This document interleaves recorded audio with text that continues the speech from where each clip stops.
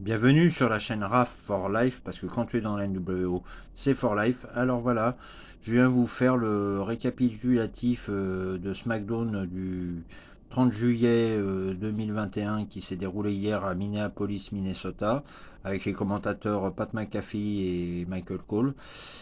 Donc le show commence, alors après une, une intervention de Cena qui est venu faire de la promo. Il y a Baron Corbin qui est arrivé, probablement pour soutirer de l'argent à John Cena. Et puis il a insulté Cena en le traitant d'égocentrique, d'égoïste, etc. Hein, je traduis littéralement ce que j'ai lu. Et puis finalement, il se prend un attitude adjustment de Baron Corbin et voilà. Ensuite, un single match entre Rey Mysterio accompagné par son fils Dominique versus Jimmy Uso accompagné par Jey Uso, les toujours champions par équipe de SmackDown. Donc victoire de Rey après que Dominique l'ait aidé avec son pied, a mis le petit pied sur le dos de son père pour gagner. Voilà, donc les Mysterio se sont vengés sur les Uso pour le moment. Ensuite, oui, il est toujours les pérégrinations du champion 24-24, le championnat Benny Hill. Donc toujours les pérégrinations de Reginald qui a affronté Chad Gable accompagné par Otis. Et puis finalement, en fin de, en fin de combat, Otis frappe Reginald et disqualification. Et donc Reginald reste champion 24-24. Je vais dire Otis. Ensuite, oui, alors il y a eu la signature de contrat entre Balor et Roman Reigns. Donc voilà, Roman Reigns a dit en gros que... Qu'est-ce qu'il a dit? Je regarde un peu. Voilà. Roman Reigns a dit que Balor n'avait pas le niveau face à lui.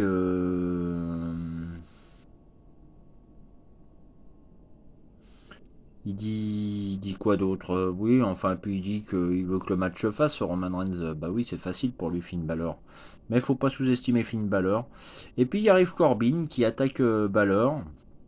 Et il veut signer le contrat, Baron Corbin. Et puis finalement, Cena arrive et repousse Corbin et signe le contrat avec un gros feutre bleu. Donc on aura bien un Cena versus Roman Reigns pour le championnat universel à SummerSlam. Donc confirmation, parce que Paul Heyman, un peu plus tard dans la soirée, a demandé à Adam Pearce et Sonya Deville ce qu'il en était. Ils ont confirmé qu'on aura Roman Reigns versus John Cena pour le titre universel à SummerSlam. Voilà. A savoir que la semaine prochaine, Balor va affronter Corbin à SmackDown. Ensuite, un Six-Man Tag Team Match. Alors, les Face, Cesaro, Biggie, le nouveau Mr. Money in the Bank, et le King Shinsuke Nakamura, toujours accompagné par Rick Book, son guitariste, hein, versus Dolph Ziggler, Robert Roode et Apollo Crews, le champion intercontinental. Donc, à savoir que ça a été un bon match tag team à 6. Et puis, Nakamura a fait son Kinshasa sur Apollo Crews et Commandant Aziz s'est pris un uppercut de la part de Cesaro et a été volé dans les barricades, le commandant Aziz. Là. Voilà, donc victoire des Face. Ensuite, un tag team match Carmella et Zelina Vega, hein, qui ont affronté Sasha Banks qui a fait son retour versus avec Bianca Belair. Donc Carmella et Zelina Vega versus Sasha Banks et Bianca Belair. Donc Sasha Banks qui porte sa prise de soumission sur Carmella qui abandonne. Célébration des deux gagnantes, hein, Bianca Belair et Sasha Banks. Donc elle célèbre sur le ring et puis elle s'en prend à Bianca Belair, la championne de titre de SmackDown, Sasha Banks. Et après quelques prises, elle lui porte son bank statement et voilà, agression. Donc je pense qu'on s'en va sur encore la rivalité Sasha Banks-Bianca Belair, la revanche, qui aura probablement lieu à SummerSlam. Voilà. Après, ça peut peut-être se transformer en Fatal 4. Ouais, allez savoir si Zelina Vega et Carmella vont pas être ajoutés au combat, on ne sait pas. Comme j'ai rajouté quelque chose, pourquoi pas un Roman Reigns versus Cena pour le titre universel versus Balor versus Corbin. s'il n'y a pas de décision la semaine prochaine entre Corbin et Balor. Ou alors ça sera un triple menace entre Balor, Reigns et Cena. Voilà. Voilà pour ces pré-pronostics un peu prématurés. Donc voilà, bah écoutez, c'est fini pour le moment. C'était les récapitulatifs rapides de ce SmackDown du 30 juillet 2021.